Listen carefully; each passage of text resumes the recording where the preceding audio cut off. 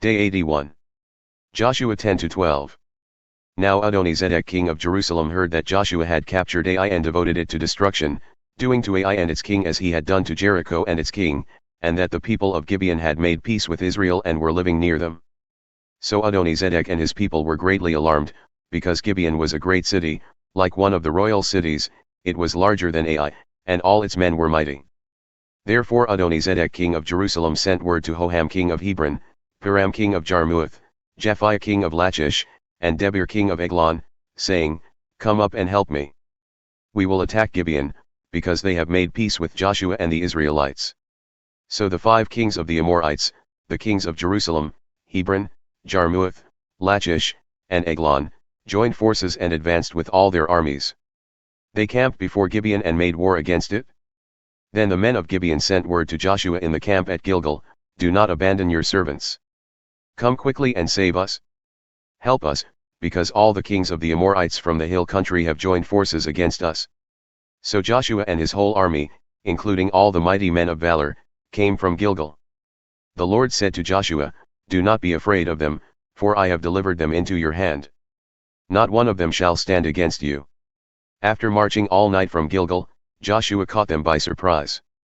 And the Lord threw them into confusion before Israel, who defeated them in a great slaughter at Gibeon, pursued them along the ascent to Beth-horon, and struck them down as far as Azekah and Makkedah.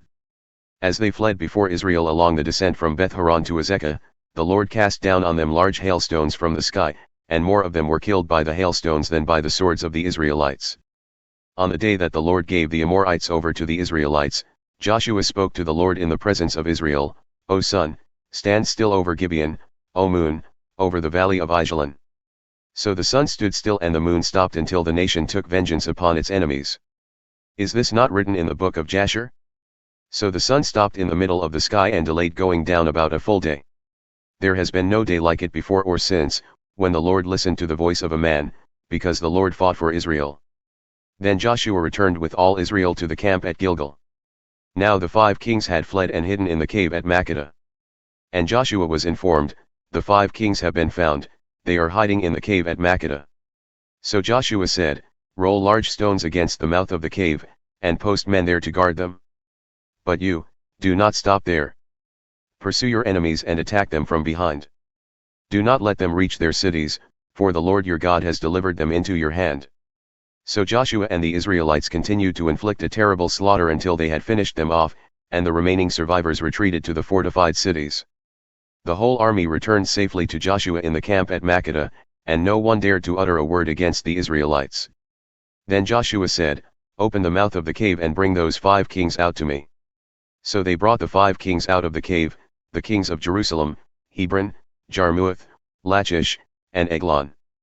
When they had brought the kings to Joshua, he summoned all the men of Israel and said to the army commanders who had accompanied him, Come here and put your feet on the necks of these kings. So the commanders came forward and put their feet on their necks.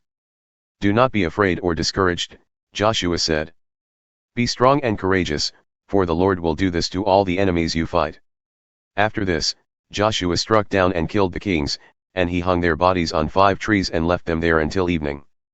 At sunset Joshua ordered that they be taken down from the trees and thrown into the cave in which they had hidden.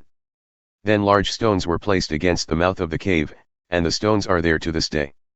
On that day Joshua captured Makkedah and put it to the sword, along with its king. He devoted to destruction everyone in the city, leaving no survivors. So he did to the king of Makkedah as he had done to the king of Jericho. Then Joshua and all Israel with him moved on from Makkedah to Libnah and fought against Libnah. And the Lord also delivered that city and its king into the hand of Israel, and Joshua put all the people to the sword, leaving no survivors. And he did to the king of Libnah as he had done to the king of Jericho. And Joshua and all Israel with him moved on from Libnah to Lachish. They laid siege to it and fought against it. And the Lord delivered Lachish into the hand of Israel, and Joshua captured it on the 2nd day. He put all the people to the sword, just as he had done to Libnah. At that time Horam king of Gezer went to help Lachish, but Joshua struck him down along with his people, leaving no survivors. So Joshua moved on from Lachish to Eglon, and all Israel with him. They laid siege to it and fought against it. That day they captured Eglon and put it to the sword, and Joshua devoted to destruction everyone in the city, just as he had done to Lachish. Then Joshua and all Israel with him went up from Eglon to Hebron and fought against it. They captured it and put to the sword its king, all its villages, and all the people. Joshua left no survivors, just as he had done at Eglon. He devoted to destruction Hebron and everyone in it. Finally Joshua and all Israel with him turned toward Debir and fought against it. And they captured Debir, its king, and all its villages. They put them to the sword and devoted to destruction everyone in the city, leaving no survivors. Joshua did to Debir and its king as he had done to Hebron and as he had done to Libnah and its king. So Joshua conquered the whole region, the hill country, the Negev, the foothills, and the slopes, together with all their kings, leaving no survivors.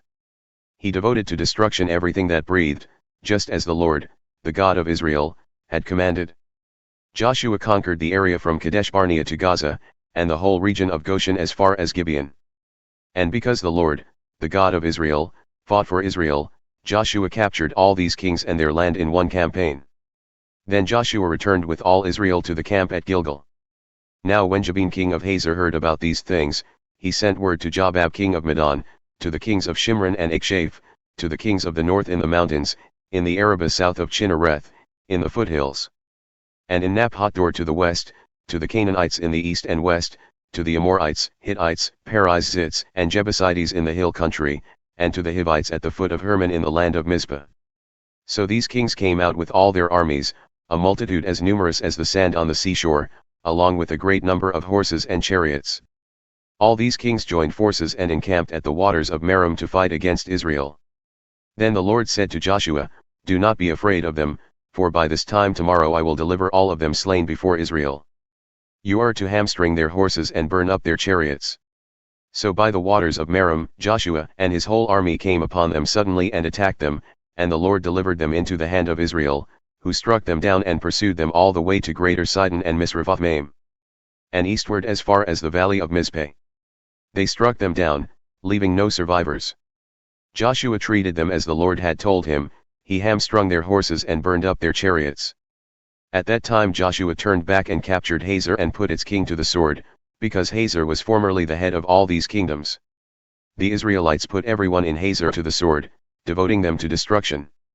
Nothing that breathed remained, and Joshua burned down Gezer itself. Joshua captured all these kings and their cities and put them to the sword. He devoted them to destruction, as Moses the Lord's servant had commanded.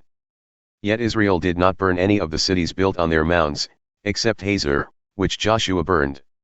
The Israelites took for themselves all the plunder and livestock of these cities, but they put all the people to the sword until they had completely destroyed them, not sparing anyone who breathed. As the Lord had commanded his servant Moses, so Moses commanded Joshua. That is what Joshua did, leaving nothing undone of all that the Lord had commanded Moses. So Joshua took this entire region, the hill country, all the Negev, all the land of Goshen, the western foothills, the Arabah and the mountains of Israel and their foothills, from Mount Halak, which rises toward Seir, as far as Baal-gad in the valley of Lebanon at the foot of Mount Hermon. He captured all their kings and struck them down, putting them to death. Joshua waged war against all these kings for a long period of time. No city made peace with the Israelites except the Hivites living in Gibeon. All others were taken in battle. For it was of the Lord to harden their hearts to engage Israel in battle, so that they would be set apart for destruction and would receive no mercy, being annihilated as the Lord had commanded Moses. At that time Joshua proceeded to eliminate the Anakim from the hill country of Hebron, Debir, and Anab, and from all the hill country of Judah and of Israel. Joshua devoted them to destruction, along with their cities. No Anakim were left in the land of the Israelites, only in Gaza, Gath, and Ashdod did any survive. So Joshua took the entire land, in keeping with all that the Lord had spoken to Moses. And Joshua gave it as an inheritance to Israel according to the allotments to their tribes. Then the land had rest from war. Now these are the kings of the land whom the Israelites struck down and whose lands they took beyond the Jordan to the east, from the Arnon valley to Mount Hermon, including all the Arabah eastward, Sihon king of the Amorites, who lived in Heshbon. He ruled from Aroer on the rim of the Arnon valley, along the middle of the valley, up to the Jabbok river, the border of the Ammonites, that is, half of Gilead, as well as the Arabah east of the Sea of Chinnereth to the Sea of the Arabah, the Salt Sea, eastward through Beth-shemoth, and southward below the slopes of Pisgah. And Og king of Bashan, one of the remnant of the Rephaim, who lived in Ashtarot and Edrei. He ruled over Mount Hermon, Salcah, all of Bashan up to the border of the Geshurites and Maacathites, and half of Gilead to the border of Sihon king of Heshbon. Moses, the servant of the Lord, and the Israelites had struck them down and given their land as an inheritance to the Reubenites, the Gadites, and the half-tribe of Manasseh. And these are the kings of the land that Joshua and the Israelites conquered beyond the Jordan to the west, from Baal-Gad in the valley of Lebanon to Mount Halak, which rises toward Seir, according to the allotments to the tribes of Israel. Joshua gave them as an inheritance the hill country, the foothills, the Arabah, the slopes, the wilderness, and the Negev, the lands of the Hittites, Amorites, Canaanites, Perizzites, Hivites, and Jebusites, the king of Jericho, 1, the king of Ai, which is near Bethel, 1, the king of Jerusalem, 1, the king of Hebron, 1, the king of Jarmuth, 1, the king of Lachish, 1, the king of Eglon, 1, the king of Gezer, 1, the king of Debir, 1, the king of Geder, 1, the king of Hormah, 1, the king of Arad, 1, the king of Libnah, 1, the king of Adullam, 1, the king of Makkedah, 1, the king of Bethel, 1, the king of Tappuah, 1, the king of Heper, 1, the king of Aphek, 1, the king of Lasharon, 1, the king of Medan, 1, the king of Hazer, 1, the king of Shimron Meron, 1, the king of Akshaph,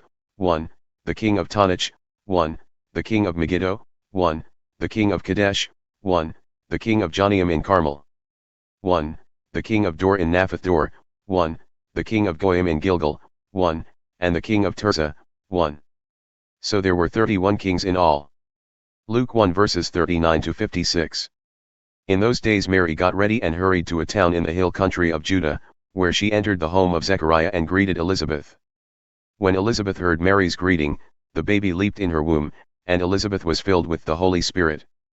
In a loud voice she exclaimed, "Blessed are you among women, and blessed is the fruit of your womb. And why am I so honored, that the mother of my Lord should come to me?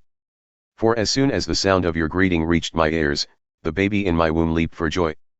Blessed is she who has believed that the Lord's word to her will be fulfilled." Then Mary said, "My soul magnifies the Lord, and my spirit rejoices in God my Savior. For he has looked with favor on the humble state of his servant. From now on all generations will call me blessed. For the Mighty One has done great things for me. Holy is his name. His mercy extends to those who fear him, from generation to generation. He has performed mighty deeds with his arm, he has scattered those who are proud in the thoughts of their hearts. He has brought down rulers from their thrones, but has exalted the humble. He has filled the hungry with good things, but has sent the rich away empty. He has helped his servant Israel, remembering to be merciful, as he promised to our fathers, to Abraham and his descendants forever." Mary stayed with Elizabeth for about 3 months and then returned home.